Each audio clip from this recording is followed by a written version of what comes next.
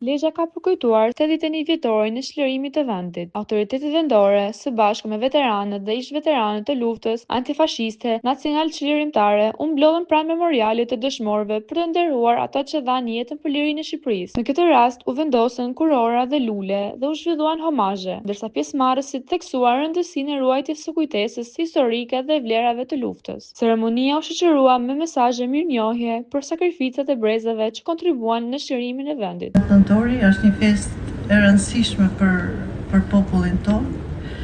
Ne i kemi përkujtuar, i kemi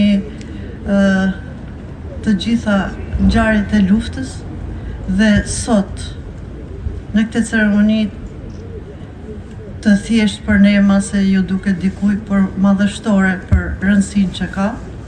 Ju uroj të gjithëve gëzuar festat, shëndet e jetë në familjet tuaja dhe gjithmonë festofshim këta të rrojmë dhe t'i kujtojmë.